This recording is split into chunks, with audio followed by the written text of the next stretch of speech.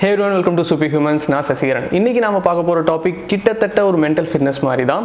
So இன்னைக்கு நான் இதை பற்றி பேச போகிறேன் அப்படின்னா gender violence, sexual harassments, relationship abuse, sexual assaults, etc. அதை இன்னும் ஷார்ட் லிஸ்ட் பண்ணால் eve teasing, molestation, rapes. Gang raped and killed a 23-year-old student on a Delhi bus.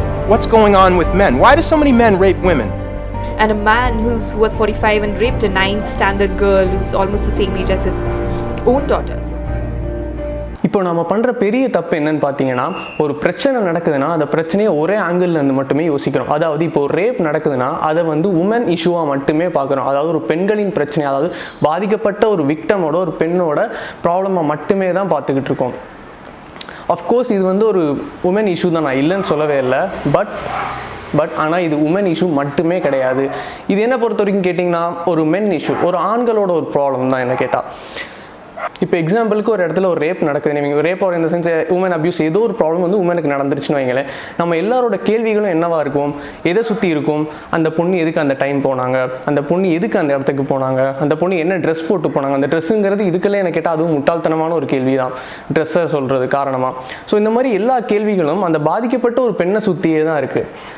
So நமக்கு அதுக்கு கிடைக்க போகிற சொல்யூஷனும் ஒரே சொல்யூஷன் தான் கிடைக்கிது. சொல்லப்போனால் ஒரு அரைச்சமாகவே திருப்பி நம்ம அரைச்சிக்கிட்டு இருக்கோம். ஸோ நம்ம இப்போ என்ன பண்ணணும்னா கேள்வியை வேறு ஆங்கிள்லேருந்து பார்க்கலாம். ஸோ இப்போ அந்த கேள்வியை ஒரு வேறு ஆங்கிள்லேருந்து பாருங்களேன், உங்களுக்கு வேறு மாதிரியான சொல்யூஷன் கிடைக்கும். இப்போ ஒரு எக்ஸாம்பிளுக்கு, இப்போ இவன் ஒரு பர்சன், ஏங்கிறது ஒரு பர்சன், அது மாதிரி பின்னு ஒரு பர்சன், சின்னு ஒரு பர்சன், ஓகேவா?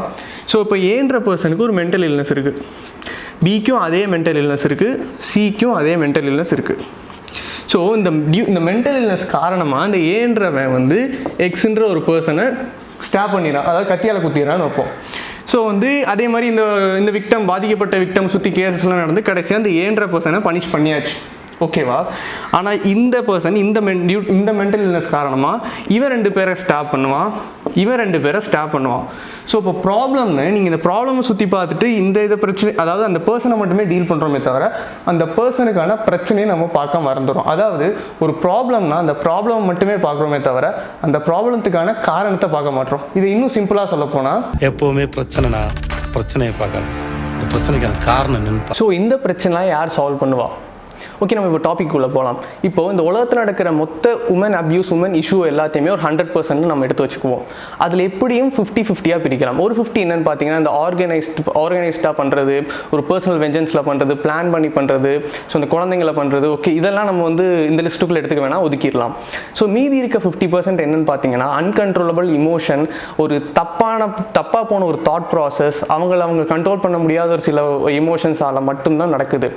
ஸோ அதுவும் பார்த்தீங்கன்னா முக்கியமாக 18லேருந்து 35 சொல்கிறாங்க ஸ்டாட்டிஸ்டிக்ஸ் படி. இந்த ஏஜுக்குள்ளே இருக்கவங்க தான் அதிகமாக ரேப் பண்ணுறாங்க அப்படின்ற மாதிரி. இப்போ நான் சொல்கிறது இந்த மீதி இருக்க 50%க்குள்ளே சொல்கிறேன். ஸோ இந்த மாதிரி இமோஷன்ஸை கண்ட்ரோல் பண்ண முடியாமல் தப்பு பண்ணுறவங்க காலையில் எந்திரிக்கிறப்பே யாரையுமே ரேப் பண்ணணுன்ட்டு எந்திரிக்க மாட்டாங்க, ஒரு இன்டென்ஷனோடு எந்திரிக்க மாட்டாங்க, இந்த மாதிரி தான் நம்ம பண்ண போகிறோம் அப்படின்னு. இது நான் ரேப்புக்குன்னு மட்டுமே சொல்ல, ஒரு மர்டராக இருக்கட்டும், மொரல்ஸ் ஏதோ ஒரு தப்பாக இருக்கட்டும், நான் இதை பண்ணணும்னு நினச்சி யாருமே பண்ணுறதில்ல. அந்த சூழ்நிலையில் இமோஷன்ஸ் நம்ம கையை விட்டு மீறி போகிறனால மட்டுமே இந்த மாதிரி தவறுகள் நடக்குது.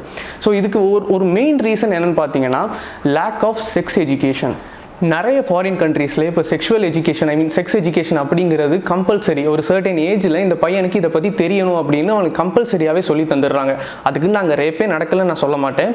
பட் இங்கே அதாவது இந்தியாவில் இருக்க ஸ்கூலை பொறுத்த வரைக்கும் செக்ஸ் ஆர் செக்ஷுவல் எஜுகேஷன்னாலே அந்த வேர்டே ஒரு மாதிரி கெட்ட வார்த்தை மாதிரி, ஒரு டேபுவான வேர்ட் மாதிரியே மாற்றிட்டாங்க.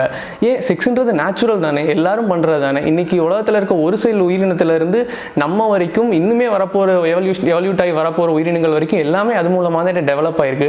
ஒரு ஜென்ரேஷன்லேருந்து இன்னொரு ஜென்ரேஷன் போகிறதே செக்ஸ் மூலமாக தானே. ஏன் இந்த உலகம் பேலன்ஸ்டாக இருக்கிறதுக்கு காரணமே அதானே. இவ்வளவு புது அனிமல்ஸ், புது ஸ்பீஷீஸ் எல்லாமே சஸ்டெயின் ஆகி எக்ஸ்டென்ஷனில் இருக்கிறதுக்கு காரணமே செக்ஸ் தானே. அதே ஒரு நேச்சுரல் திங்கை இங்கே அப்படி ஒரு மாதிரி பயமுடுத்துற மாதிரி வார்த்தையாக, ஒரு தப்பான வார்த்தையாகவே கன்சிடர் பண்ணிக்கிறாங்கன்றது ஏன் எனக்கு புரியலை இன்னுமே.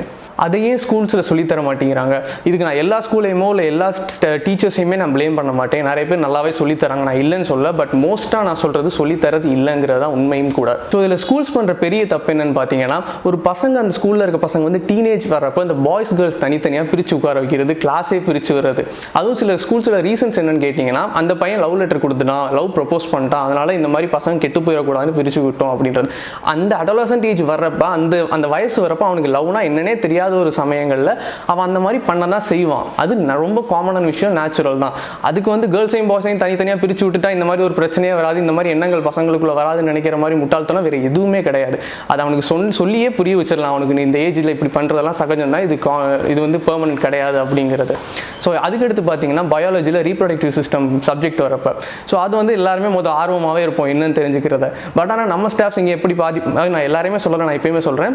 ஆனால் இங்கே நிறைய ஸ்டாஃப்ஸ் என்ன பண்ணுறாங்க, அந்த சப்ஜெக்ட் வரப்போ மேல் reproductive organ female reproductive organ fuses together and form zygote or embryo அப்படின்னு சொல்லி முடிச்சு விட்டுறீங்க. ஸோ வந்து அவனுக்கு அது அந்த ஏஜில் அவனுக்கு அதை கற்றுக்கணுன்ற ஒரு ஆர்வம் இருக்கும். ஸோ அவனால் ஸ்கூலில் சொல்லித்தர அதாவது கரெக்டாக அவனால் கற்றுக்க முடியாத பட்சத்தில் அவன் வெளியில் நிறைய இடத்துல போய் கேட்பான். அங்கெல்லாம் மிஸ்கைட் ஆகி கடைசியாக அவன் எங்கே போவான்னா, அதே மாதிரி நான் இப்போ இருக்க ஜென்ரேஷன் கிட்ஸ் எல்லாமே ஆன்லைனில் தான் பார்க்குறீங்க, கற்றுக்குறீங்க, படிக்கிறீங்க. ஸோ வந்து காமனாக இருக்க பீப்புளோட நீங்கள் கொஞ்சம் அட்வான்ஸ்டாக தான் இருப்பீங்க. பட் இருந்தாலும் அந்த ஸ்கூலில் அவன் கற்றுக்க முடியாமல் அந்த மாதிரி பான் வெப்சைட்ஸ் போனோகிராஃபியில் போய் அவன் கற்றுக்கிற விஷயம், அங்கே செக்ஸ்ன்றது ஒரு எஜுகேஷன், ஒரு நேச்சுரல் திங் அப்படிங்கிறத தவிர்த்து அவன் வந்து அது ஒரு கம்ப்ளீட் லஸ்ட்டாகவே அங்கே மாறுது. அதாவது அங்கே வந்து மிஸ்கைட் ஆகிடுறான் அவன். ஸோ வந்து அவனுக்கு ஒரு நார்மல் கண்ணோட்டம், ஒரு அவனோட தாட் ப்ராசஸ், அவனை வெளியேந்து பார்க்குற வியூ, அந்த கண்ணோட்டம் ஒரு சாதாரண பெண்கள் மேலே கூட அது கம்ப்ளீட்டான லஸ்ட்டாக வரதுக்கு நிறையவே சான்ஸ் இருக்குது. ஸோ ஒரு இமோஷன் கண்ட்ரோல் பண்ண முடியாத சூழ்நிலையில் அவன் வந்து தப்பு பண்ணிடுறான். ஓகே, நான் இப்போயே சொல்கிறேன், இது வந்து one of the main reason தான். நிறைய மெயின் ரீசன்ஸ் இருக்குது, நான் அதை சொல்லலை. இந்த செக்ஸ் எஜுகேஷன் அப்படிங்கிறது one of the main reason தான்.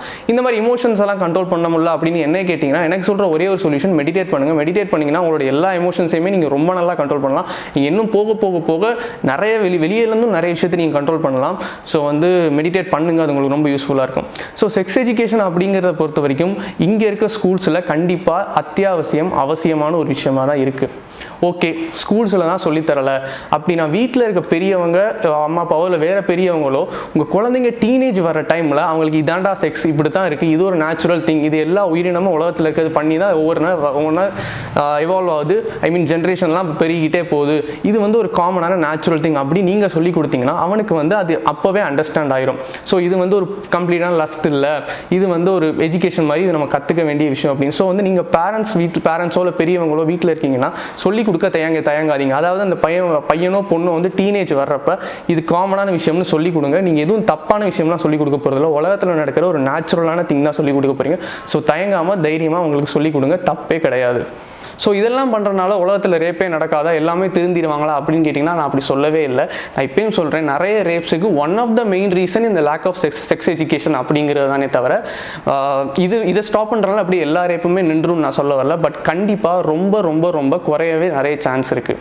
ஸோ உங்களுக்கு ஏதாவது தோணுச்சுன்னா கமெண்ட் பண்ணுங்கள். இந்த வீடியோ மற்றவங்களுக்கு யூஸ்ஃபுல்லாக இருக்குன்னு நினச்சா ஷேர் பண்ணுங்கள். மறக்காமல் சூப்பர் ஹியூமன்ஸ் சேனலுக்கு சப்ஸ்கிரைப் பண்ணுங்கள். உங்களோட இன்னொரு வீடியோவில் மீட் பண்ணுறேன். அது வரைக்கும் see you.